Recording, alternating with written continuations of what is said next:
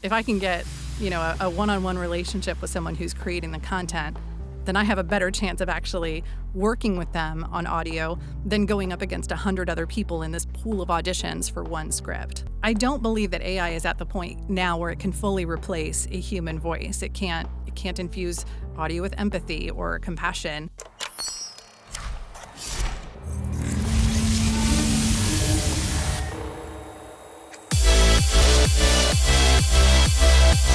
Welcome to the Post Show Podcast. I'm your host, John, the Video Guy. In today's episode, I sit down with Megan Billingsley. Megan is a freelance voiceover artist. She has worked with notable brands including Global Pet Foods, Discover, and Nestle, to name a few. In our conversation, we talk about her early career at CBS Radio and how she made the transition to become a solo entrepreneur, starting her own business. I'm excited to bring this conversation to you and to have Megan on the show. But before we get into today's episode, I want to give a quick shout out to Riverside. Now, I used Riverside to not only record this episode of my podcast, but I also used their Magic Clips feature to automatically create short form pieces of content from the original podcast recording, saving me hours of time. And we all know how precious our time is as video editors. So if you'd like to check them out, you can use my link down in the show notes and start a free trial today. You can save up to 15% off one of their plans by using my coupon code JTVG at checkout. Thank you, Riverside, and now please welcome Megan Billingsley to the show. Megan, welcome to the show. Thank you so much for having me.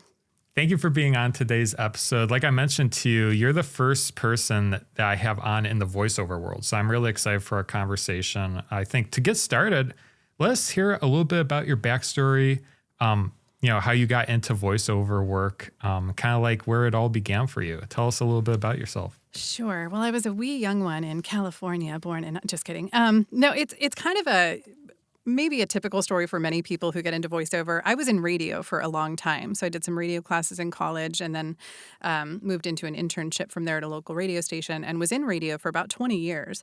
When you work in a radio station, anytime they have a spot that needs to be produced in-house, they pull from anybody in the station who can talk onto a microphone. So that's kind of how I got started. The bug got there a little bit, where you kind of love going in the studio, and I really kind of fell in love with being able to do that.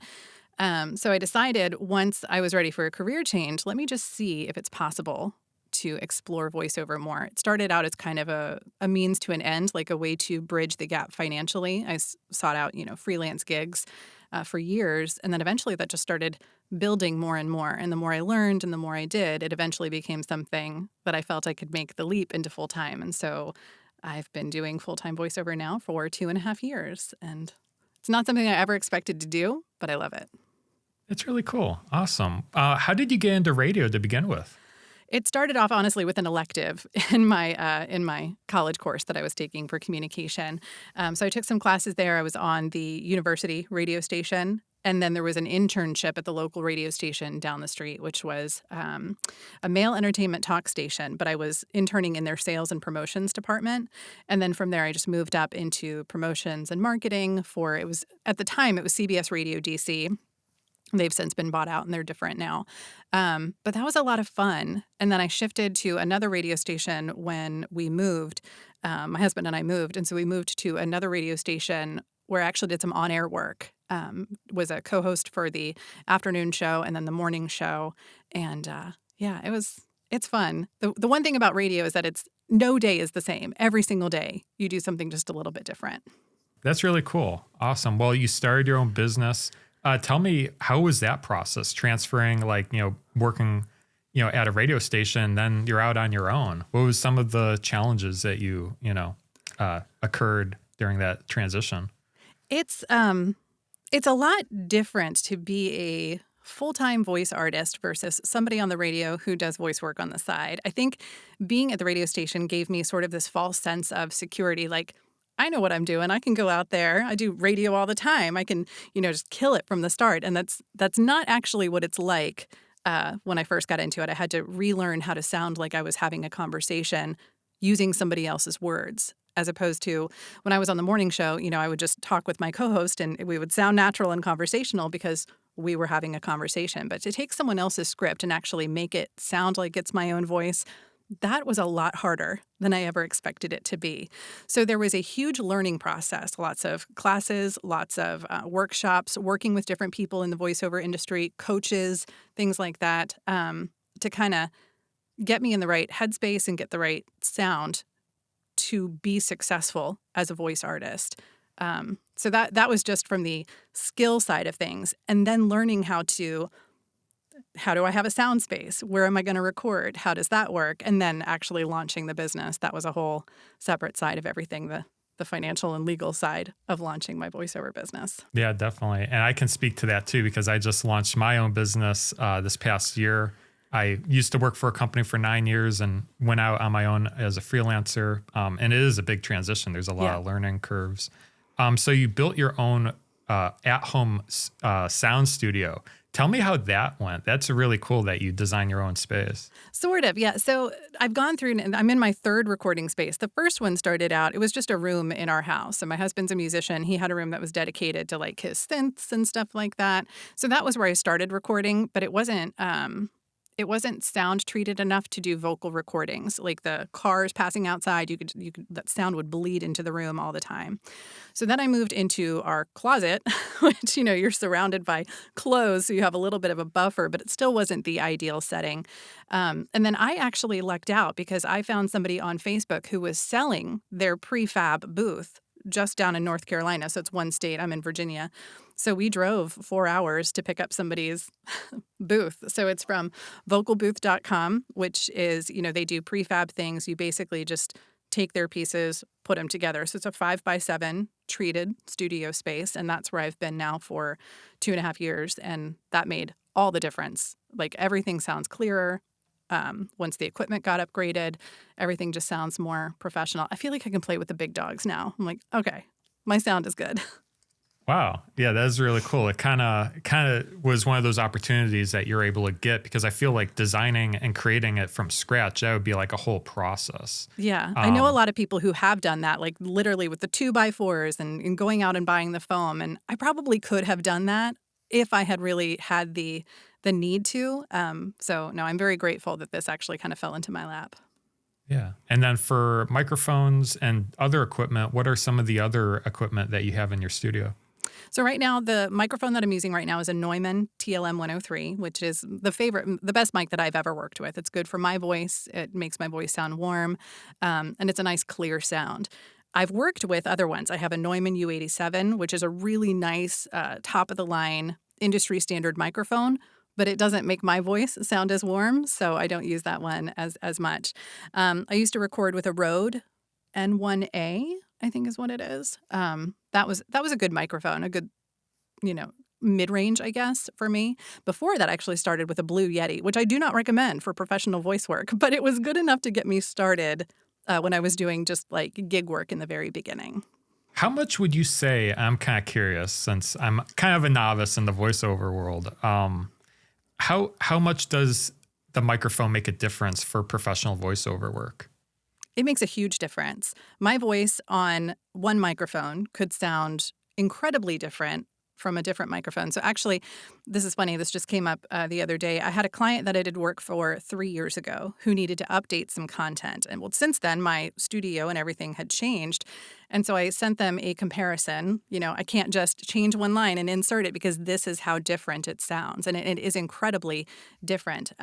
So the microphone that you use can have an incredible impact on how your voice sounds in the recording. But that doesn't mean that you have to invest in the top of the line microphone to get a good sound. There are a lot of microphones that start around, $250, $300 that you can get a fantastic sound. It's, it just depends on finding the right one for your voice. Yeah, definitely. And like I think this is the Shure, it's like the standard like podcast microphone. The SM7B?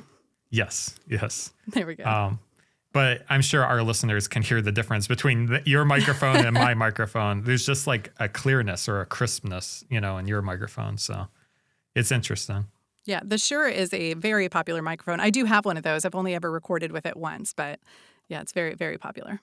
Well, you mentioned that you had to train your voice, which is interesting when you transitioned into voiceover work. And when I was browsing a lot of your portfolio pieces, it's interesting to see your work because like it's subtle, but it makes such a difference how you can tweak your voice to the different brands and the different ways that you can change your voice for the brands and their specific needs. How long did it take to, really get good at those different, like, I don't know how you would say, like, styles of voices, or like to get really good at fine tuning your voice for different brands? It's still a learning process. Like, I can't even say that I've arrived at the place where my voice is at the point where I can adjust it perfectly for every different setting. That's something that I'm constantly working on. But I would say that the most development came over the last probably 12 months, because when I stepped in to do voice work full time, my bookings weren't like, when I would go to audition for something on some of those pay to play platforms, I really wasn't getting a lot. So that's when I had to dive into, okay, why not? What am I doing wrong that's not measuring up next to the people who are on these particular platforms? So working with the different coaches, that's where I would hear, get the feedback that I needed to sound like I was talking to one person, or, picture somebody in my mind who I wanted to have this conversation. What script am I working on? Picture somebody in my mind to have that conversation with. And that'll change. You talk to your mom different than you talk to your brother, different than you talk to a kid. And so it's kind of like making those adjustments so that your tone matches the intention of the words that you're speaking. Well, I just want to mention you do a great job based on the Thank work you. I've seen on your website. So I appreciate that. Thank you. I wanted to ask you, is there any mixing or like filters you do like in post? Because I know you record your voice, but like is there anything in post that you do to enhance the voice at all? I do, but I'd be lying if I said that I understood exactly what all of that is. So there are people in the voiceover world who can actually set those presets for you. So I did have somebody do that. Basically, what I did was I recorded my voice raw, just the way it is. I sent it to them, and then they created a stack for me. So all I had to do was then plug that into my DAW. So I know that there's some EQ. I know that there is some light compression. I know that there is some noise reduction, sibilance reduction. But beyond that, I can't tell you what it does because I don't. I'm not an audio engineer by any stretch. Yeah. I'm in the same boat. Like when I edit videos, like I'll add maybe a simple EQ or compressor to get the audio levels, sounding decent, but like I'm at no means an audio engineer either. I want to transition into talking about how you started as, getting clients and stuff. Sure. I can imagine it's probably similar to freelance video editing, but kind of like how was your transition and kind of where do you go to find clients, potential clients? Sure. When I started, because it was just something I was only doing as a means to an end in the very beginning, I went to the freelance websites. So I feel like that was kind of in the early days of the gig economy. So that was back when there was Odesk and Elance, I think is what they were called, which are now, they're Upwork now.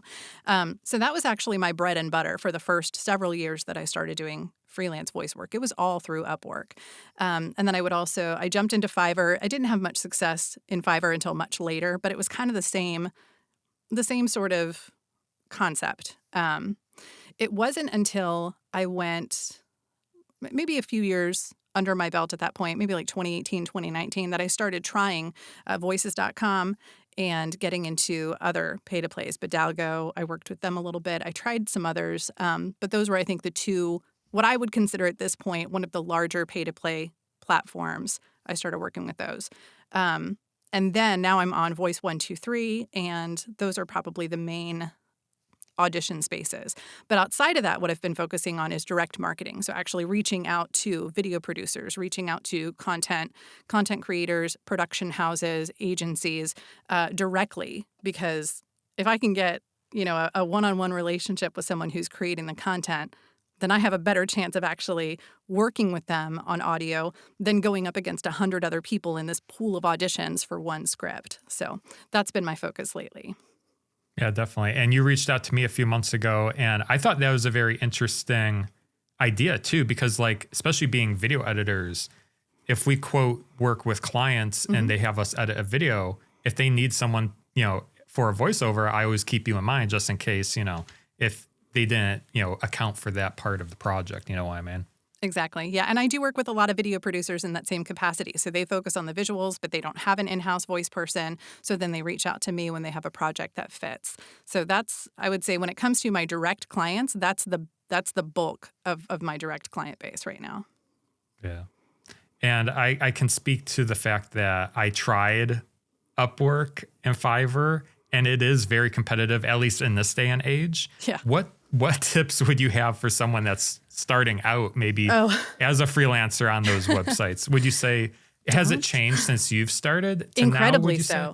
Incredibly so. When I first started doing voice work on Upwork, there was a ton of jobs that were decent pay. And, I was able to build a lot of actually really good relationships. Two of my largest clients now are from relationships that started on Upwork that have since moved off platform because they moved off platform or for whatever reason. But it's so difficult now. When I go on Upwork now, the bulk of what I see is YouTube voiceovers, which is not something that I'm interested in. The rates are much lower. The number of people who are applying for those gigs or auditioning for those gigs is much higher. So when it comes to Upwork, it's probably not the best advice, but if somebody wanted to try to get a foot in there, you've got to go for as much as you can at as low a rate as possible, which is not good for you or for the voiceover industry. But once you start to actually build your profile and start to get work, then you can raise your rates and, get them closer to where they should be. But getting started now when there's so much in that particular space, very difficult on Upwork and Fiverr. So would you recommend if someone's trying to start out, maybe start out on there, but also like do direct marketing, kind of like what you are, like reaching out to like video producers and that? Probably. I think if you're just starting out and have never done any voice work, before you do any direct marketing, you're going to need coaching, demos, things like that, so that when you're presenting yourself to content creators and video producers, you're presenting them with, proof that you can do what you're asking them to hire you to do. I was kind of curious, how do you pitch yourself to clients or possible clients? Because well, do we need a voiceover, or what's the difference in the pricing? And how do you position yourself in the market? Yeah, that's an interesting question, because the way that I would approach a casting director at an agency is a lot different than I would approach a video content person in a corporate office, because I try to keep in mind, what does their day look like? What are they working on? So if I'm pitching to a casting director at a production house, they are probably working with a ton of different people. They're working with the clients. They've probably got a lot of different voice artists on their roster. So I want to keep it as simple as possible. It's, hey, are you looking to add new voices to your roster? Keep me in mind. And that's virtually all that I send. But for someone who is a content creator for a corporate office, that might be a little bit more. I was wondering if you are looking for any voices that you need to complement or supplement your in-house marketing content or things that you're creating in-house, because they may not be doing that on a daily basis or working with hundreds of different voice artists to create their content. So the pitch is a little bit different, a little bit tailored to their industry. Yeah. Yeah. And I feel like it's very competitive too, or it's almost kind of like what you were alluding to earlier, where a lot of voiceover artists are kind of it's like a race to the bottom where everyone's trying to compete, on price, especially with Fiverr, yes. Where you can hire someone to give you a voice for $5. On those websites, absolutely. Yeah. So what do you say to clients that are well, maybe it's not worth the money? What is how would you respond to that? It depends. When if I have somebody respond to my direct marketing pitch, like if it's a production house or, a content creator in a corporate space, and they ask me for my rates, I direct them to the GVAA rate guide, which is a huge benefit to voice artists to have that as a resource. So the GVAA, that's the Global Voice Acting Academy, I think, or Association, they have established what would be considered standard rates across the industry for a variety of settings: TV, radio, digital, audiobooks, stuff like that. So it gives me a guidepost to work around. So typically I will send that to a client and say, well, these are the rates that I try to stick to. However, client budgets vary. So, if you're working with a different budget, let me know. I'll see what I can do. I think when you're working in that space direct with a client, it's a lot easier to get rates that are more appropriate for the work that you're doing, as opposed to one of those just massive farming sites where you really, like you said, a race to the bottom. That's the perfect descriptor. Yeah, yeah. And I feel like that's, as soon as I went on Fiverr and Upwork this past year, I was like, oh man, I'm competing with people that are making videos for $5. Exactly. It's just it's almost impossible. I feel like the voiceover world is probably very similar to that. Yeah. All right. I wanted to ask you this spicy question. Okay. Does AI scare you? It doesn't scare me so much because I don't believe that AI is at the point now where it can fully replace a human voice. It can't infuse audio with empathy or compassion. You still have to have those human emotions behind the voice in order to make it feel like, you're having a conversation with someone. So in that respect, no, it doesn't. What I see AI in my world taking over are the kind of jobs that I don't want to do anyway. Like they're the turn and burn ones, or they just want it to sound like, I don't know, just not good. You know how you get those TikTok voiceovers where it just sounds very flat and then we're talking like this? That's what I see AI encroaching on mostly. Whether it improves to the point where it can totally replace a human voice, I don't know. Time will tell. I'm more concerned that someone might actually try to clone my voice, but I try to build in protections for me as much as possible. But yeah. Yeah. And Try like not to those think about are it. very, yes, try not to think. I'm kind of in the same boat when it comes to video editing because there's Yeah. like plugins that you can click like one button and then Yeah. it just edits the whole video for you. But yeah, it is an interesting topic because especially like in 5 to 10 years, it'll be interesting to see how AI improves because, it's obviously probably only going to get better with time. Yeah. I've tried a few AI voiceovers. A few of the brands I work with came out with some plugins and features where you can basically, copy and paste a script in. It generates a voiceover, but like you said, it's very flat. Yeah. There's some like style adjustments, but it's just not there compared to a human voice yet. And also it doesn't distinguish like key words. Like I remember one script I tried to generate, I was working with a clinic in like Canton, Ohio, and like it couldn't say Canton. Like, it said Canton or like, how it pronounces like the words sometimes. Right. Okay. But yeah, it is very, very interesting. What is some of your favorite projects you've worked on? I'm sure you've been in a lot of different industries. What is some of the most exciting work you've been a part of, would you say, if you can share? Yeah. One of my first, I'd classify it as a big project, was with a company. I believe they're based out of DC, and they do content for kids. And so it was an entire series of books that were like teaching kids how to read phonetically. So it's kind of like a hooked on phonics type thing. But the cool thing about it was it would be like 26 short stories, and each one would have a different character, and I'd have to, create these different voices for the different characters in these stories.